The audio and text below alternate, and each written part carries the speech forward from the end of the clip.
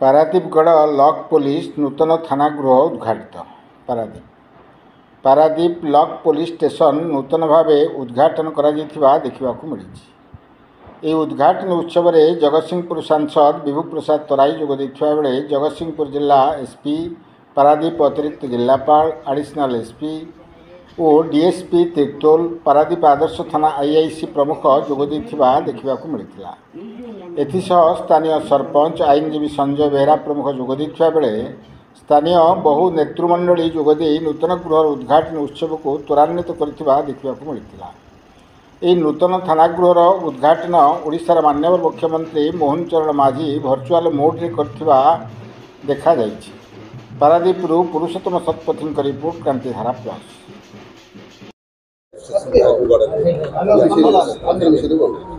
आज समग्र ओडिशा रे आज माननीय मुख्यमंत्री लोकप्रिय मुख्यमंत्री मोहन चरण माझी द्वारा विभिन्न थानार उद्घाटन कार्यक्रम आयोजित होती। से अवसर में पारादीप निर्वाचन मंडल पारादीप ब्लॉक थानार नुआ गृह उद्घाटन से अवसर में आज आमर जिलार एसपी, आमर पारादीप एडीएम, एडिशनल एसपी एवं आईआईसी एवं एसडीपीओ ये समस्ते थाना अधिकारी समस्ते एठी उपस्थित रही स्थानीय अंचल समस्त राजनैतिक दलर नेतृवृंद मध्य उपस्थित अच्छा, स्थानीय सरपंच अच्छा एवं समस्तंकर सहयोग आजिकाली जो भली भाव प्रकृत में पुलिस माने लोक मानक सहित फ्रेंडली रिलेशन रही जो मनोभाव प्रतिपोषण करा जायछि। से अवसर में ये जो नूतन गृह उद्घाटन आज आम देखुचे प्रकृत में ये थाना परिसर एठी जो लोक मैंने आसबे से माने किभली भाव ठिकना भाव न्याय पाइबे ता सहित एठी थाना को आसिला बेले एक थाना एक अत्याचारित स्थान नुहे से भली भाव समस्त सुविधा सुजोग ये गृह रे उपलब्ध अछि।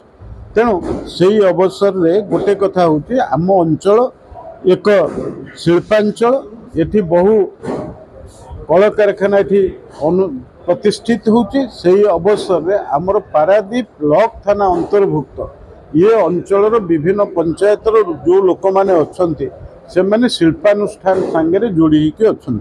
तेणु शिल्पर विकास रे किभली भाव में समस्त जनसाधारण सहयोग रहिबो सेथिपाई पुलिस विभाग एवं प्रशासन ये समस्ते ठिकना भाव में लोकों को न्याय जोगैदेवा सहित सहयोग करने जो आवश्यकता अच्छी से माने तांको वक्तव्य कहिसंती एवं से अनुसार कार्य मध्य करुचंती।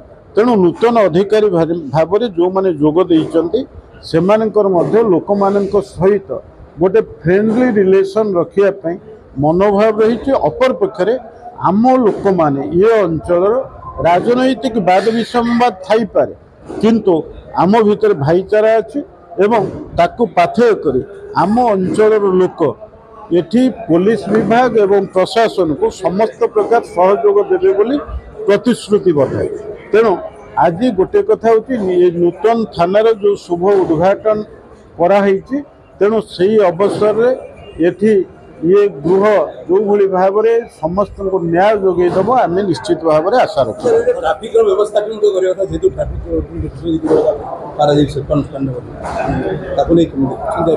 हाँ यार ठिकना भाव में आस्ते आस्ते कार्यक्रम चालू रही। गोटे कथा हूँ बर्तमान टेम्पोरारी जो भली भाव में ट्रैफिक समुदाय नियंत्रण करवा ये कथाटी 100% संभव नहले कार्य चालू। अपर पक्षरे आमर ये रास्ता गुड़िक ये जो नेशनल हाईवे पाखापाखि 8 लेन रु 12 लेन विशिष्ट रास्ता तैयारी होवार प्रक्रिया मध्य आरंभ हो जाइए। चंडीखोल टू पारादीप पर्यंत ये रास्ता तैयारी होबो। से समय ट्रैफिक व्यवस्था को आउरी कड़ाकड़ी भाव में करा जाई पारिबो। अधिक गाड़ी घोड़ा ये अंचल को निश्चित भाव में जीवासिया करिबो। ये जो पण्य कारबार होउची ता सहित लोक अधिक परिमाण रे जीवासिया करुचंदी। से दृष्टिकोण ट्रैफिक व्यवस्था आम सरकारी स्तर में आपको किभली भाव में अधिक दृढ़ करा जाई परिबो ये कथा को आम देखु।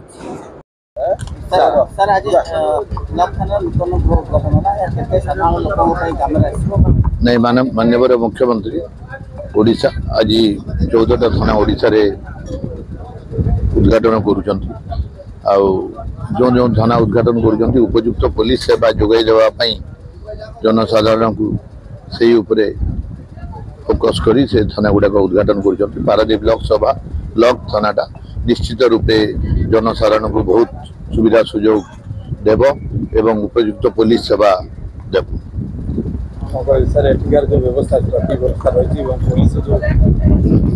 आम ट्राफिक थाना गोटे खोलवा भी आम प्रपोजाल जाइए सेपरेट थाना पारादीप ट्राफिक थाना खोलने तेणु तार फोकस कर।